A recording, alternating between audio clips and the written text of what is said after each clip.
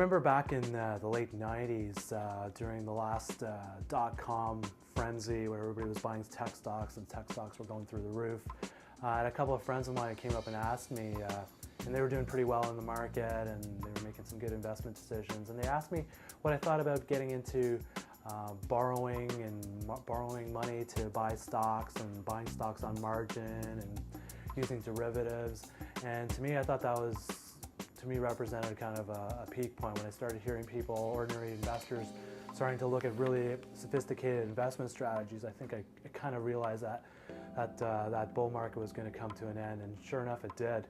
Flashback today, and we're in the midst of a 5-year bull run in stocks, and seems like some of the similar mindsets is coming back into play. I was reading an interesting article again in the Globe and Mail, written by a gentleman who talks a lot about the way the housing market is and how housing prices are just simply unaffordable, that it's not worth going to debt, but somehow when it comes to investing, it may be okay to dip your toe into it.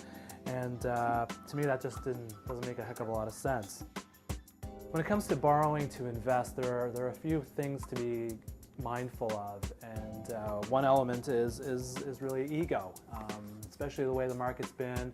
A lot of people have had some success with investing, and your ego takes a little bit of a boost. You feel like every investment decision you're going to make is going to work out, and when it comes to borrowing to invest, you figure, if it's been working for me in the past, it'll work for me in the future.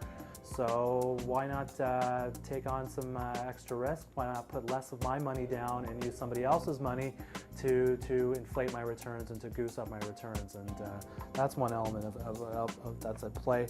And the second element is really borrowing to invest is very much a professional strategy. The people that really do it and use it quite a bit are really the people that work on Bay Street and Wall Street, the money managers, because they have the time and they have the resources to watch the market like a hawk and make adjustments necessary to their portfolios. The average investor really who just is just putting money for basic stocks, buying basic stocks, just doesn't have the time and that discipline to watch over the markets, to track every movement of the market, and be ready to react to those situations. Now, I would expect the financial services industry to be promoting these kind of strategies. It's their business, but I was quite surprised to read in a personal finance column a discussion about how it might be worthwhile considering dipping your toe in borrowing to invest, and I found that a bit of a head scratcher. The lesson I take out of it is that if you're at a party or your friend's house and your buddy is talking about how they're doing really well in the stock market and now that they're starting to borrow more or buy stocks on margin, and that's the nature of the conversation, I would either A, change the conversation, or B, walk away. Because at the end of the day, those type of strategies are just, for the average investor, always will lead to a lot of disappointment.